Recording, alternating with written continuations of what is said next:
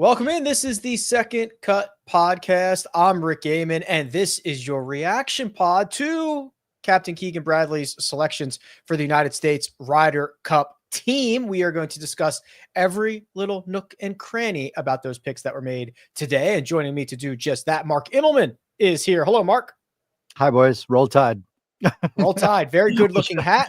Thank you. Or should I say go USA or go Europe? Because I'm torn right now. Torn indeed. Greg DuCharme is here. Hello, Gregors. I am not torn. It's go USA for me all the way.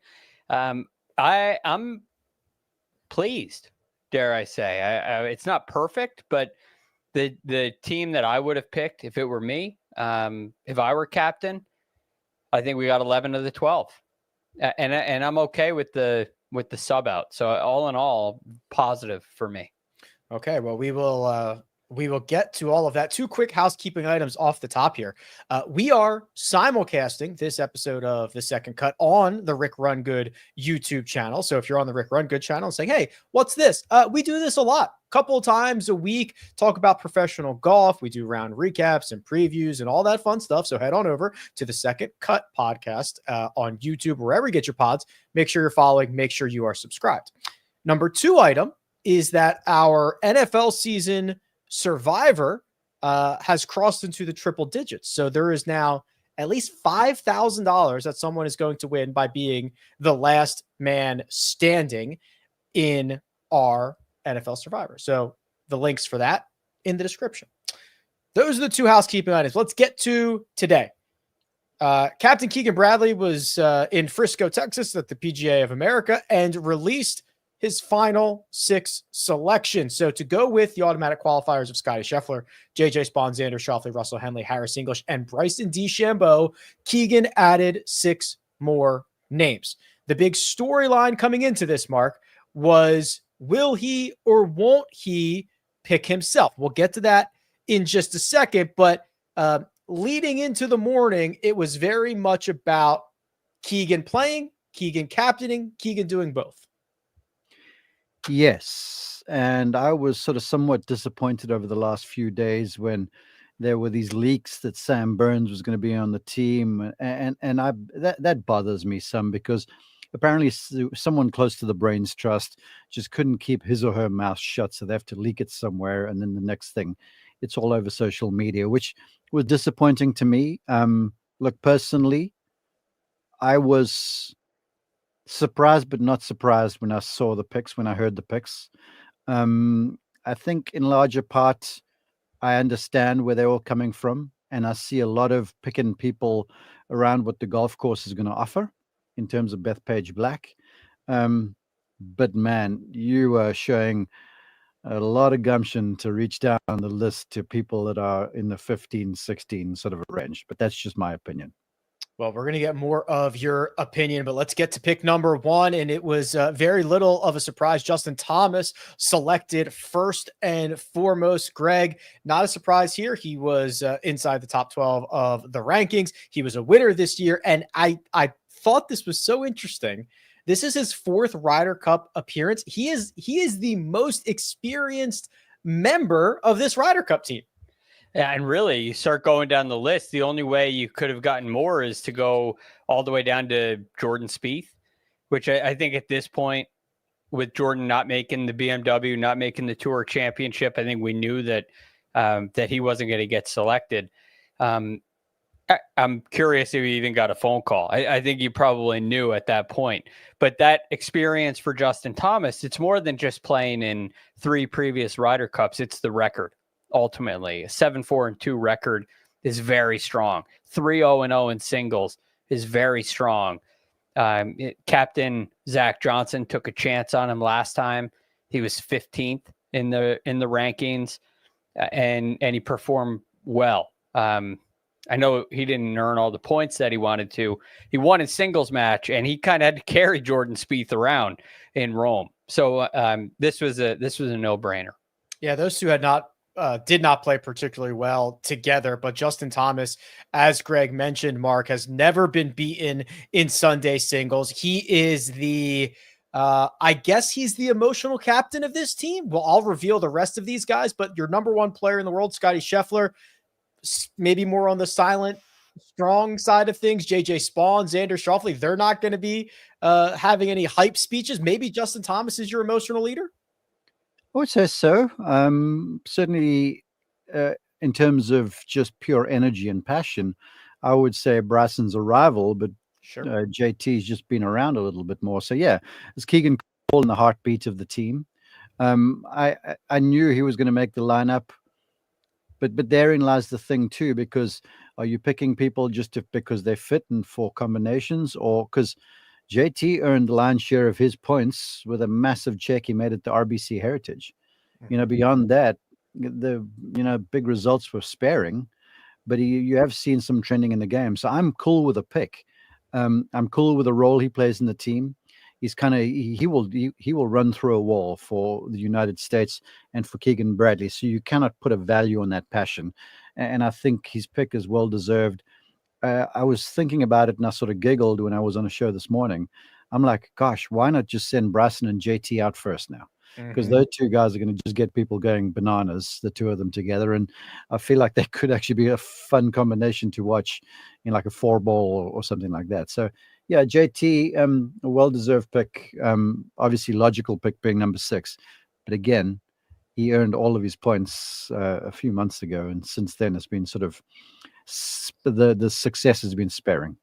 Game hasn't been as sharp since the victory. The putter in 2025 has been better. We'll see what Justin Thomas brings to Bethpage. And Mark, I'm going to bounce this one right back to you here, because second name out of Captain Keegan Bradley's mouth is Collin Morikawa. Probably not much of a surprise here. The two-time major champion made his debut in the Ryder Cup at Whistling Straits, where he went 3-0-1. The record in Rome was not nearly as good, 1-3 overall, though none of the Americans had a very good time in Rome. And, we have spent a lot of energy talking about Collin Morikawa and how it's been a few years since he's won on the PGA Tour, but he is going to be a stalwart of this team, and I imagine he's going to play quite a bit. Yeah, I would think so, but here's my issue, and I'm not picking on Collin, but Sam Burns was picked. Why? Because he was a great putter and a good match player, right? Yeah, correct. And match play is essentially putting. The weakness in Collin Morikawa's game is with a putter. Yes. And the way the golf course stacks up, if he's playing alternate shot, he's going to have to make a number of putts. So you weren't ever going to not pick him, given that he was ranked number 7. But I know a lot of folks who would have made a pretty convincing argument to say that there should have been some people that might have been picked before him. But I still feel like he's going to be a strong man. He's tremendously proud. He's going to play well. But I didn't think that he was going to be picked at number 7. I felt like if he was picked, he was closer to number 11 or 12 than anything else. So in the end, it was pretty comfortable. I have my reservations because just because of the way he's putting right now, and his game clearly isn't where it should be. Yeah, Mark mentions the putter, and it's a problem, Greg. 163 qualified golfers on the PGA Tour. 163 qualified for stats this year. Collin Morikawa's strokes gained putting 141. Some of the names that are worse than Collin Morikawa, I'm just going to drive by on these guys. Antoine Rosner, Trevor Cohn, Siwoo Kim, Patton Kizzire. Those are the putting peers of Mr. Morikawa. Yes, but none of them, not even Siwoo Kim, none of them are ball striking peers to Collin Morikawa, even when he's struggling. Even when Mark says that he's not passing the eye test, he still performs quite well with his ball striking. He is as reliable as anybody with the driver in his hands, and one of the best iron players in the game.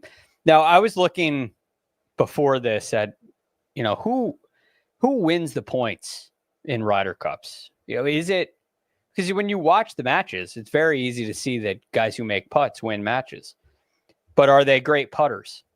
And what got me going on this was, Justin Rose back in the day, Sergio Garcia, the greatest points getter of all time. Lee Westwood, players like this who are Ryder Cup legends who are not very good putters on the PGA Tour. So I decided to look into it.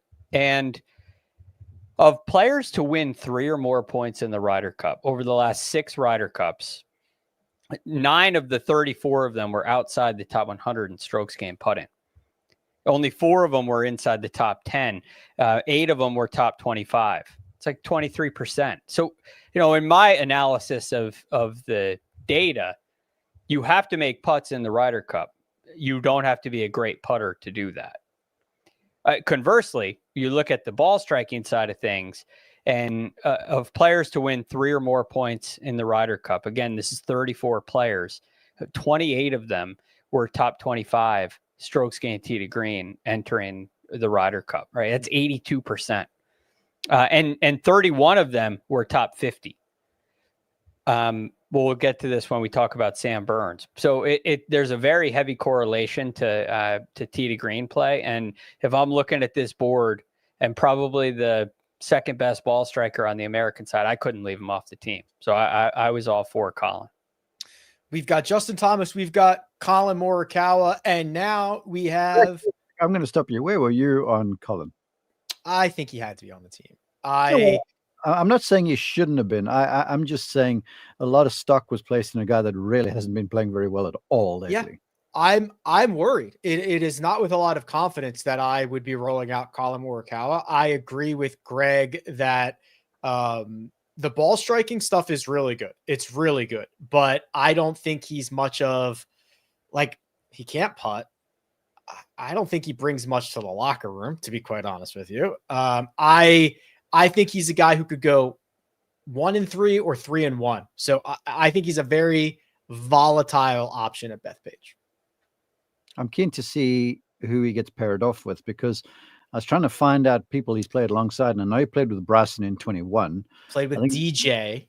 Yeah, and then I know he's played with JT as well. So it's like I don't see like an automatic guy that he's going to play alongside, if that makes sense to me. I agree with that. Greg, I mean, is that, I feel like that's kind of the gift and the curse of him, is he doesn't have that built-in partner. There's probably a lot of guys that do want to, he hits a lot of fairways and he can flush his second shots. You think guys would want to play with him. He's played with Xander Schauffele at times. He's played with Sam Burns. He's kind of the he's the guy, he's the hot potato. They just pass him around. He plays with like whoever's out there, which is great. And you think about, like, we get into captain picks here, and he doesn't have to be a 5-match player, right? He could play one format. When you look at 4-ball, you got to go out there and make a ton of birdies. He does make a lot of birdies, but you might be concerned with the putter in a 4-ball partnership. But when you get into 4-some play, you got to start hitting some fairways and greens. Imagine pairing him with JJ Spawn, another California guy who's extremely reliable and accurate. I think that would be an option. I know Russell Henley seems to be going with Scotty Scheffler, but maybe they get broken up at some point. That kind of stuff happens. He could go with a Henley. You could give him some distance. You could put him with Cam Young. I really think you could put him anywhere because he's so reliable with his tee to green play. And I think the best way to hide that is in foursome play, specifically, preferably with another really strong iron player. So in Rome, he played once with Fowler, once with Xander, once with Burns, and then he played in Sunday singles. So he did not play with the same player twice in Rome, which is interesting. We are now getting a debutante.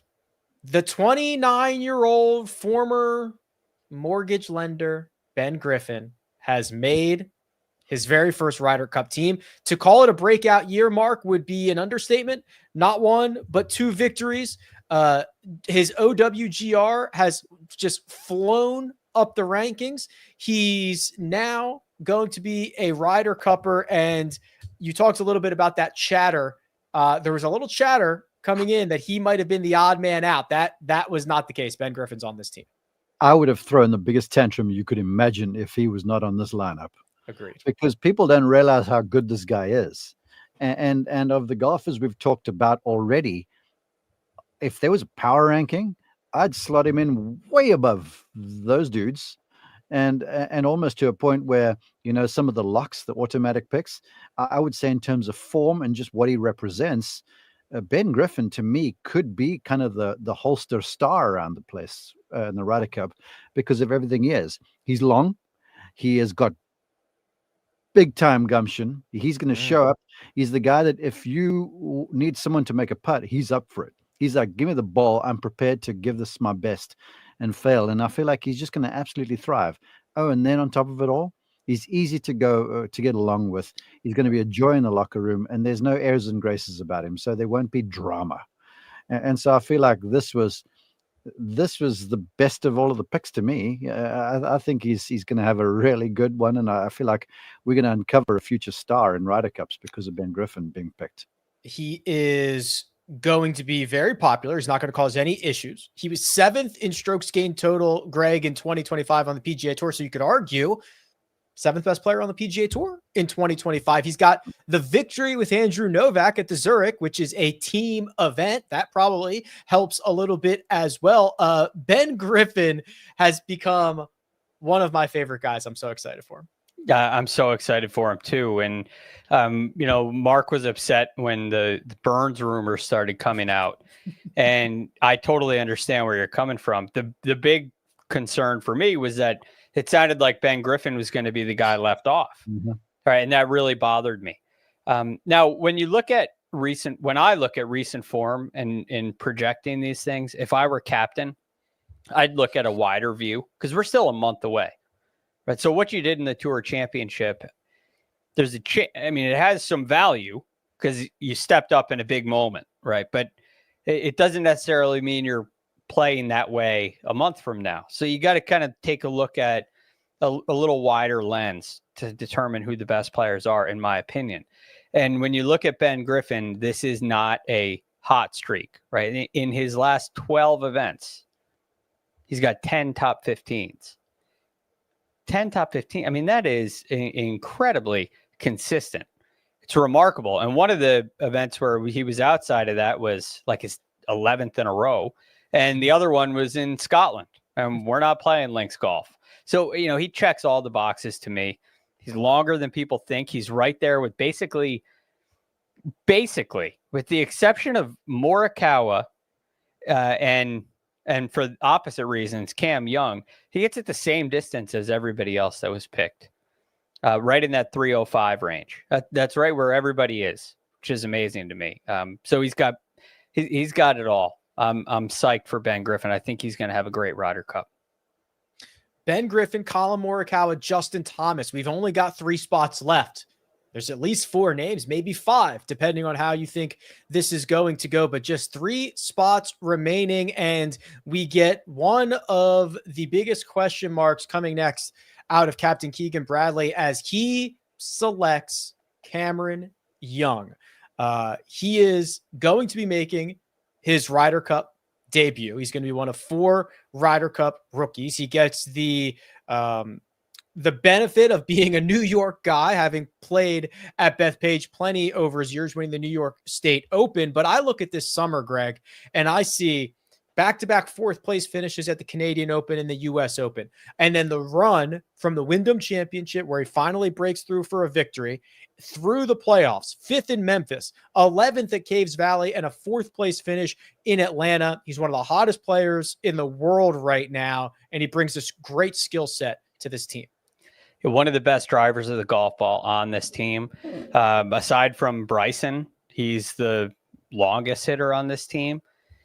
I think that's a really good sign at a place like Bethpage Black, where driving is so important. Distance is so important. And you add to it, I mean, despite what I just said about putting, he is a great putter, which is definitely not a knock against. So because you have that combination of great length and great putting, it's a wonderful pick. It's a no-brainer pick, in my opinion. I was so glad that he went this way. And then the last thing that I'd say about Cam Young, and I've said this before, after the Wyndham or before the Wyndham Championship, we've seen this run since the Wyndham, and take a look at a wide view lens, and you say, okay, well, he got hot. Is he going to be hot in a month? there's a reason why he got hot, and it's because he went back to his old shot shape. So, and it clearly worked, and he's clearly intended on sticking with it. So now you go even wider and look at what he's done the 3 years before this one. And he's been a top 50 ball striker on the PGA Tour each and every one of those years. So this is a guy that can step up in big moments. He's a great ball striker. He's putting great, and he's hot right now. And he loves the golf course. I mean, you cannot leave him off this team. So great choice. This might be your Colin Morikawa partner, Mark, because while Cam Young has never played in the Ryder Cup, he did play in the 2022 President's Cup. That was, I believe, the year that he was Rookie of the Year. He got selected for that team. He played alongside Colin Morikawa twice at that President's Cup. He also played alongside Kevin Kisner. That's not going to happen this year. Kisner about as close to making the U.S. Ryder Cup team as I was. But this could be the pairing for Morikawa with Cam Young. Yeah. Cam forced his way onto this team. It's as simple as that. Because a few months ago, he wasn't even on anyone's lips. Then all of a sudden, the run that he went on, and I'll add to what Greg said, the way he dominated en route to the victory at the Wyndham Championship. He didn't just win there. He went going away, and he proved something to me there, because before that, he was Cam Young, very talented, hits it a long way, was going to find a way to stumble as he gets close to the line. But he just doubled down and he dropped the hammer on people. And so I was like, Now, you might say that that's because he went back to the old shot shape.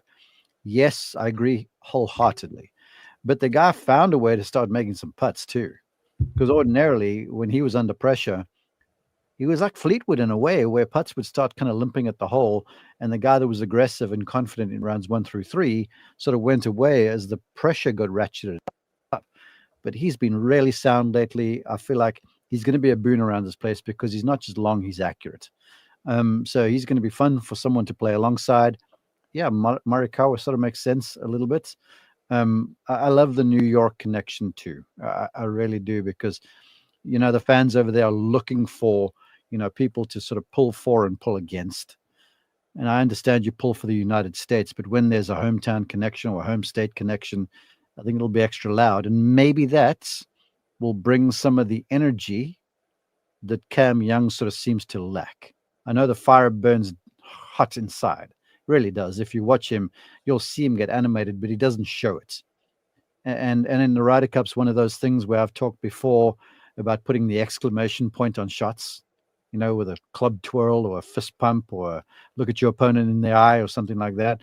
I feel like we may unlock a little bit of Cam Young's alter ego because of the fans there, and that could be a good thing. A Cam Young alter ego would be sick to see. Now, let me paint the vision here, because as this whole thing, we're 4 picks into this.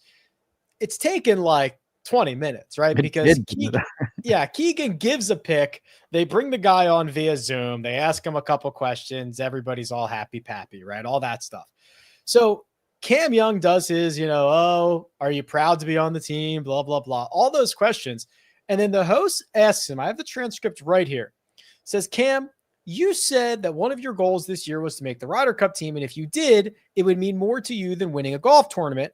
Why is it so important for you to make this team? And do any of your team members know that you were on the winning 2024 U.S. Junior Ryder Cup team in Scotland? And Cam Young says, yeah, I think one of them might remember in particular. I know Sam was on that team with me. That's a fun memory to share. And then he would go on to say why it's such a big achievement. But Greg, we didn't know Sam Burns was on this team at this point. And now, as you can imagine, Twitter, which is already a very tense place during this with only 2 selections to go, is kind of freaking out that Cam Young might have just spoiled this selection.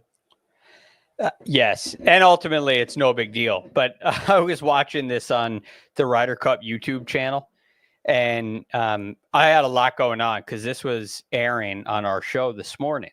So we're like slightly delayed, but I have the live YouTube feed up. So I'm seeing who's going to be next ahead, and the comments are firing in, but I can't hear it. I can see it. I can't hear it. Spoiler alert, spoiler alert. People are going nuts about it. So it was entertaining more than anything else. Fortunately, everybody knew they were going to be on the team or not on the team before that. So, no, it's not really hurting anybody's feelings in advance. Probably a silly thing to say, but this will be forgotten about in 2 weeks. I'm not going to forget about it. I want to say this. I'm waiting for the next Netflix series to come out where they show the call to Maverick McNeely at this stage of the thing. Because, if you're putting on good players with a bright future and the future of the team and a guy who can putt and good season, all the rest of it, here's Maverick McNeely. So I'm keen to see how Keegan dealt with that call, because Keegan, remember, was on the receiving end of this stuff the last time one of these things rolled around. Yeah, that's right. So now we've got 2 spots left, and our heads are spinning because we know Patrick Cantlay is still out there. We know Sam Burns is still out there. We know Keegan Bradley is still out there. Maverick McNeely. They all can't make this team.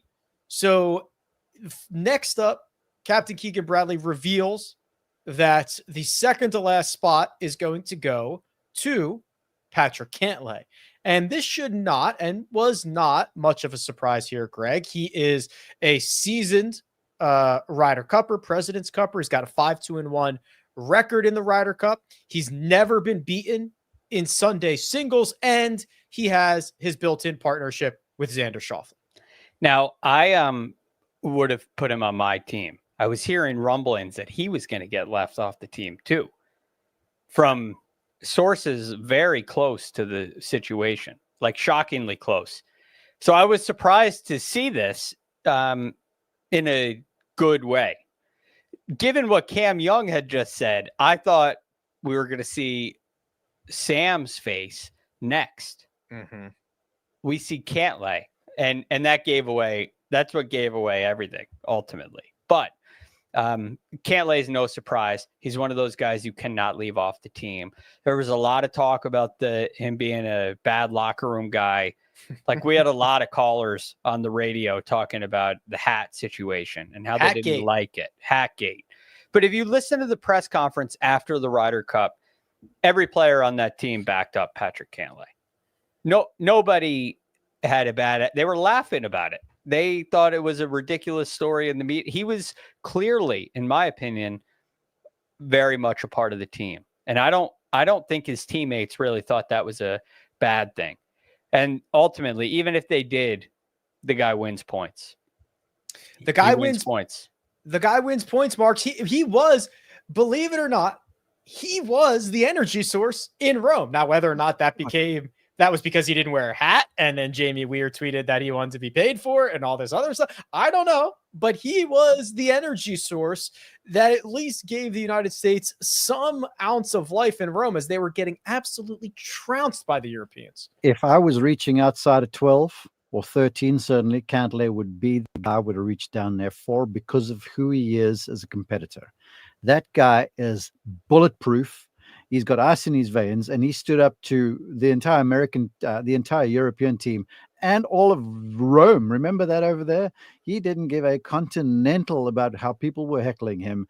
He just played up to it. And you know what? The louder it got, the more he got myopic and made putts on top of the Americans on top of the Europeans to earn points for the Americans. This guy's tough. There's a couple of guys on this team, and I'm not looking here at the way you're playing. I'm just looking at the personalities. And if I had to go into hell and battle Satan, Cantlay and Justin Thomas would be on my lineup, because that's who they are. They're like, all right, I'm up for this stuff. Let's go. No questions asked. We're diving right in. You're getting 100% of us. That's who Cantlay is. And you add to that the ice in the veins. And then you add to that, he and Xander are freaking dynamite together. I mean, you can book them as an anchor pairing in just about every match that goes out there. He was a no-brainer to me. Yeah, he'll be alongside Xander, I'm sure, early and often when we get to Bethpage. So that leaves us with just one final spot. Keegan and Sam Burns cannot both have that spot. And Cam Young has seemed to have spoiled this for us, and Cam's foreshadowing comes through, because Keegan Bradley, after taking a long look at his notes and a couple extra deep breaths and maybe a swallow, Mark, he says Sam Burns is my final selection. Back on the team after making his debut in 2023. He is the PGA Tour's putting king, leads the tour in strokes gained putting, has a good rapport with a lot of the players. He rounds out the team of 12 that will be at Bethpage in about a month. So what Keegan was trying to sell the fact that no one really heard that Burns was on the team because of Cam Young. Again, I've been critical of Sam Burns, but when I take a step away from my emotions and I just look at the dollars and cents of it, or the black and white, the X's and O's, he hits it long. He can putt well. Scotty Scheffler and he are a good combination in certain formats. I feel like Scotty may split time between him and Russell Henley, because I feel like Scotty and Russell are a little bit more sharp a combination. But the reality is, the last time we saw Scotty and Russell, they were playing on a European style layout in the President's Cup in Montreal. So now going to an American layout where the fairways will be wider, the rough won't be as high, where the big bombers can just bash and still play, I feel like they'll probably be good. So look, Sam is a dog. He is. He hasn't played that well. When he was in contention, he didn't finish stuff off. But you know what? A new broom sweeps clean. So I'm going to look for the best in this, because I know he's a talented kid. I mean, I raved about him when I first saw him play. So, you know, he's been given the spot now. Now it's time to show up and prove his worth. I like Sam Burns a lot, Greg, but I think that you and I were in agreement that this would not have been our 12th man. My 12th man would have been Keegan Bradley. So this would have been the guy that was not going to make my roster, and I believe you agree with that. Yes, I would have swapped him for Keegan Bradley. That being said, I like Mark, think that Sam Burns is a wonderful player. The thing that I like about him is, if you remember back in 2000 and must have been 21 at Quail Hollow in the President's Cup, he was playing with Scotty and they were losing, and Scotty just didn't play very well, and Sam Burns was kind of carrying him a lot that week, right? And they lost and they made it to 18. They only made it to 18 because of Sam Burns. So I do think there's an ability to step up, especially in situations like this. You know, I do think, I know he's the putting king, as you said, Rick, but he did miss a 5-footer to win the Canadian Open. I don't love that. I didn't love that performance down the stretch. Also, on the contrary, there was a really long wait. He had to wait like 2 hours once he got into that playoff. So I'm just, I'm very happy with it. I think it's a very good team. I think he's a very good 12th man. And I do think that his ball striking has gotten a whole lot better since, say, the Canadian Open. I think it's looked much better. It is not a Colin Morikawa. He's not that kind of hitter. It's not at Scheffler's level, but with his length, his proven track record, in my opinion, of being a gamer, if you will, especially in these cup matches, I think ultimately it's a fine choice. Here's your team. They're headed to Bethpage. Sam Burns, Patrick Cantlay, Bryson DeChambeau, and Harris English. Ben Griffin, Russell Henley, Colin Morikawa, Xander Schauffele. And we rounded out with J.J. Spawn, Scotty Scheffler, Justin Thomas, and Cameron Young. Noticeably missing from that 12-pack mark is the captain himself, Keegan Bradley. The conversation throughout the entirety of the year was, can Keegan both play and captain? After his victory at the Travelers Championship, it seemed like a no-brainer that he was going to be on this team one way or another. He was asked, 90% of the questions that were asked were somehow related to Keegan not picking himself, why he didn't pick himself. We can get into some of those comments here in a few minutes, but this is pretty shocking considering what we saw, especially after the Travelers Championship. Yes, and if you were looking for someone to, keep the nuclear codes, or maybe the the password to get into Fort Knox or something like that, Keegan Bradley's your guy, because he disguised this for the longest time. And he sold it too in press conferences, because he was just coy enough to make people think perhaps he was playing and then perhaps he's not, and he's unsure about the thing. But if he tells people, and if I'm taking him at his word, where he goes, I've kind of been confident about this for a while. So it sounds to me prior to the playoffs, because all of a sudden in the Tour Championship, when he's whipping up on everyone on his team, bar Scotty, then you're like, gosh, maybe you should be playing. So he said he made the decision a while back. I commend him for it.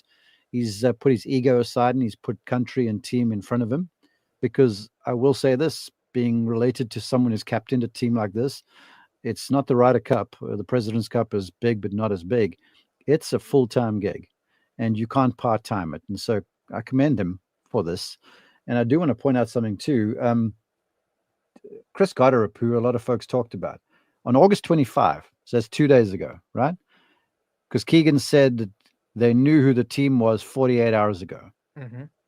On August 25, Chris Gotterup tweets, "Year 2 in the books. Proud of my team and its progress. Left it all out there. Time for some much needed R&R." So he was telegraphing there basically that I'm not going to be on the team. So that leads me to believe that Keegan is truthful about what he's saying, in which case he dodged the media in the best way. And I'm impressed at his interviewing skills, and he's going to be a great captain. I truly believe that.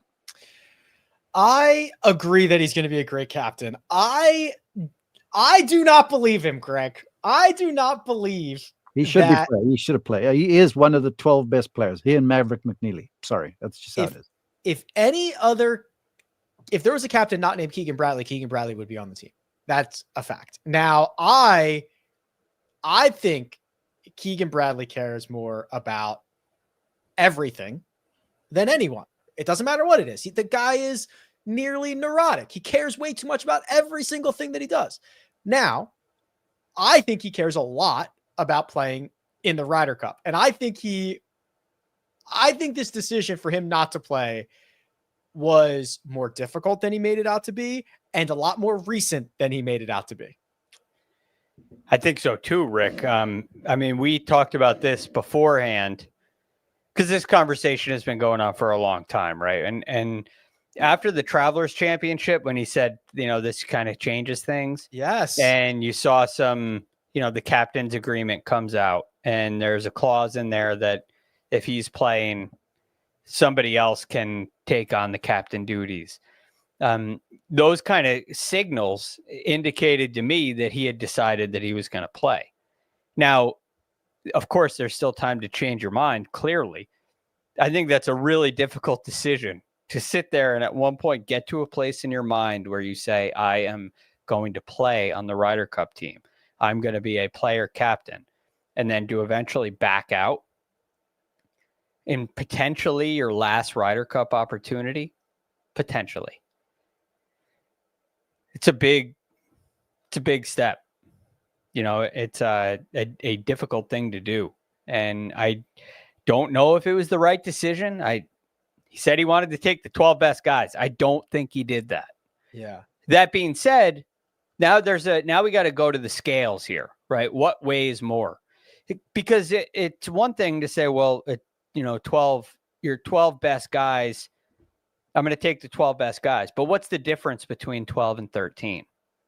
Right? And if Keegan's 12th, I wouldn't have him at 12th. But let's just say that he's 12th. How much better, how many more points is it worth than Sam Burns, who I consider to be the last guy in? I don't know if that's how Keegan's thinking about it. How many more points do you think that is? I mean, that could be 0 points. Even if Keegan is definitely better, it could be 0 points. Is that, like, what are the positives? Maybe you have more options. My biggest concern with Keegan being a playing captain was not his ability, but you lose a little bit of flexibility. Hey, I'm going to play in the morning so that I can do this in the afternoon. Or I'm going to go first out so I can do this after. Rather than, okay, this team needs to go first in foursomes. This team, this is our anchor team in 4-ball. You lose a little of that flexibility if you're trying to manage both. So I thought that Keegan was going to be on the team. I thought he should have been on the team. I think there's definitely, you lose a little bit here, but it might be worth it.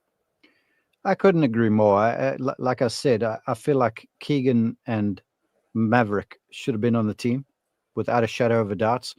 If Keegan's stepping aside, I think the next one is certainly Cantlay.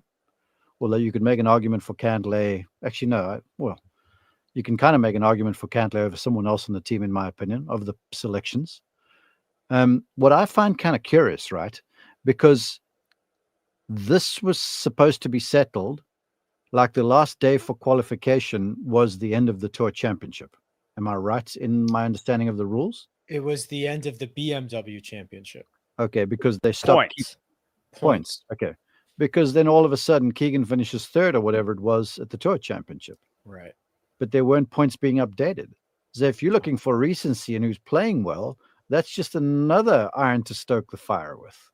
So yes, I wonder if Keegan had some sort of a drop dead date, as if to say, okay, August 10, I've got to make my decision by. Let's just call it arbitrarily.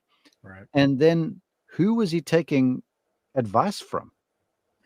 Because clearly this is not a decision you make by yourself. Because we've all been there. If you're in this place, you wake up one morning, you're like, okay, I'm going to do it. And then 2 hours later, you're like, no, I'm not going to do it. That's just how it is. And I'm certain this was not the easiest decision in the world. So there had to be some counsel being taken. And I'm wondering where it came from. And then I'm wondering if, in fact, there was any doubt after he dusted all 11 of his team members, except for Scotty at the Tour Championship. No, Russell. Russell tied him, I think it was. So he beat 9 of 12 of them. Greg, you were mentioning okay, how much is that worth? How much is that worth? And I wonder if it became a part of Keegan's calculations that these guys know how much I want to play and how much I want to be a part of this. That if I fall on my sword here, I've got these guys. Right. They will just go to battle for me. They will run through a wall for me. I can be a much more effective captain by using this as almost like a rallying cry. I'm not sure they needed one, but it could, I could see that angle for sure. The other thing too, Rick, is other than Keegan, who's going to be there and who is the captain, there's probably no snub talk. I'm sure there are some people that think McNeely got snubbed, but I'm sure that those people also understand this team. Maybe they think that Thomas or Morikawa should not be on the team. Sam Burns is coming off 2 top 7 finishes. So the general public, I would say, is, aside from Keegan, very happy with this team, and Keegan's still going to be there. Yeah. Right. The phone call, it's one less phone call that he had to make. And I was wondering if that really could that have played into it. And hey, I'm going to do anything so that this team can win. I'll do whatever it takes so this team can win. If you're Sam Burns, you better do anything to make sure that this team wins, because maybe it's Cantlay, maybe it's Cam Young. Those 3 guys, they're going to have a feeling that they need to go step up and prove that Keegan made the right decision. Because Keegan backed them over himself. It's a big statement. The self snub, if you will, Mark, but the McNeely stuff is interesting. He's a phenomenal player. He's having a great year. There was a comment, I don't have it exactly, but there was a comment that Keegan made, something like, it was almost like you have to earn it for your first time. He said it's hard to pick guys in their first Ryder Cup, and almost like that was the reason that McNeely didn't make this team, is if you're going to get there the first time, you have to go out and earn it. I'll see if I can find the quote. Oof, that's a bit harsh. He also said about himself, I wasn't going to play if I didn't win. But he Maybe won. he values the winning a little more than, he might put a big value on winning. Well, yeah, I saw this question because look, we can hypothesize and talk around the subject till the cows come home. It is what it is now. And Keegan's the captain, and he's going to be an inspirational captain. He's going to be motivational. I feel like he's going to lead from the front. I feel like where previous captains you've had Spieths and Justin Thomas's and company in the locker room to kind of G the team up. I feel like this team's not going to need much of that, and if they do, Keegan's the guy. So there's that going on. It's time now for this team to galvanize a little bit, and I think he's a good guy from that, and he's answered all the questions, and it's going to go on. I think the hard thing, and this was asked in the comments. Here's the reality of it, and I've said this time and time again. I've been a college coach for a long time, and oftentimes when you're putting together a team, it's easier just to have players go and qualify. And you go, top 5 guys go, no questions asked. When I always used to have teams where like 3 would qualify, and then you'd have 2 captains' picks or coaches' picks, those coaches' picks, you could only be wrong. Because if they played well, that was expected, right? But if they play poorly, that sits squarely on the captain's shoulders. So whereas Keegan is putting country and team before self and shelving his ego, if this works out, fantastic for him. If it doesn't, there's going to be gigantic blowback in early October. That's just how it is. Here's the McNeely quote. So Keegan was asked about Maverick McNeely specifically, how difficult was it to leave him off the team, etc. Keegan said, very, very difficult to call Mav. Incredible kid, played well all year long. I was very upfront with these guys that haven't made the team before. You really have to, in most cases, make the team on points in your first team. It's really difficult to get a pick in your first team event. I made that very clear to him, and he still played great. So that's what I was referring to. It was not nearly as harsh as I probably made it out to be, but he was pretty clear. And you got basically, he did pick 2 first-timers, but they both won tournaments in Cam Young and in Ben Griffin. But Cam Young has also played, Cam Young has President's Cup. Yep. And Ben Griffin was just much too good to leave off. And won twice. Yeah. So that kind of leaves your captain with no choice, I would say. They're tough calls. They really are. I think we got a really solid 12. I think so. I'm with you. I think a lot of us can be critical. I certainly am. Well, I think a lot of me is thinking not just this team, but I'm thinking this team to face up to Murderer's Row in Europe right now with Luke Donald, because you're getting the same group from Rome minus Nikolai, and you're just replacing that with Rasmus. So this is a group that's cohesive. They know what works. Luke's a tremendous captain. Luke knows the drill. So I'm thinking of the team versus the United States and not being too reliant on the 13th man. They got to get up there. They got to show up and play, because they certainly didn't show up and play when they were in Rome. And maybe all of them playing in Napa, sans Bryson, is a good thing. But now it's time to sort of get the nose to the grindstone and show up when your number is called.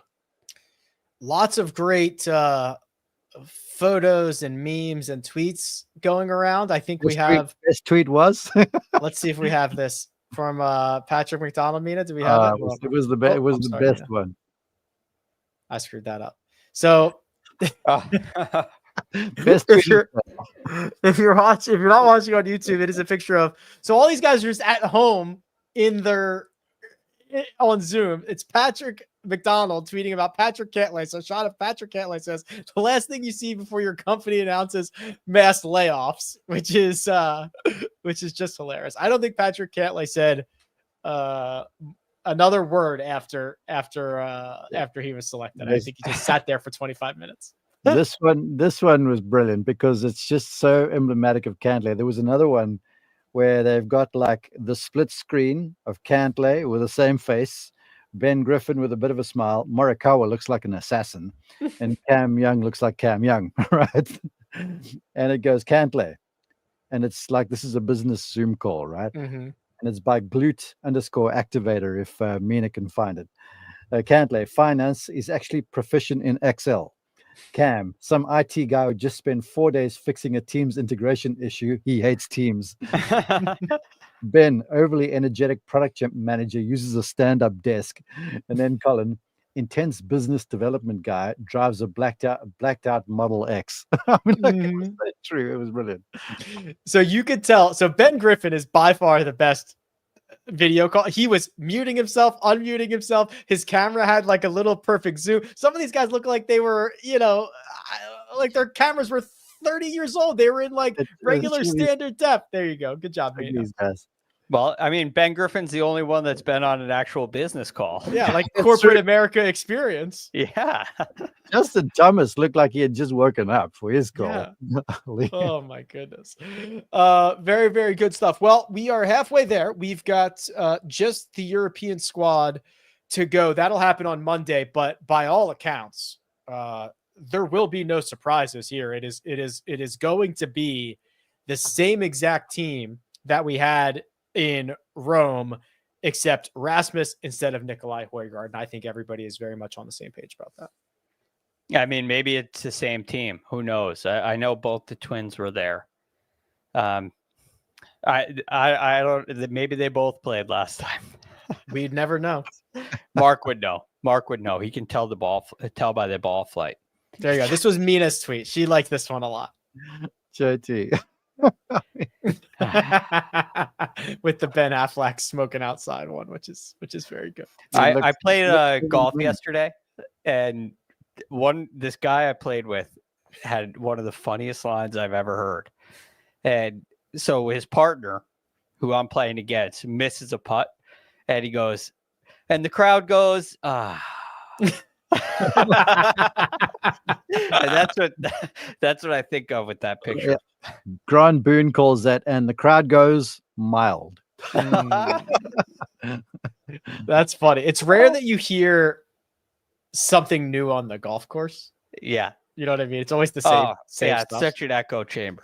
Over and over again. Yeah, it's rare when you hear something new.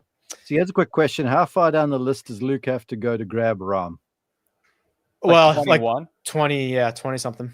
Okay, it's. I think it's happening. Oh yeah.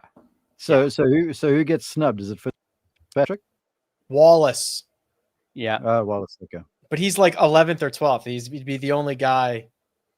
Yeah. Everybody else is there. Yeah. Rom and Hatton out. Book this Friday morning. Rom and Hatton out first, just like they did in Rome. Why not?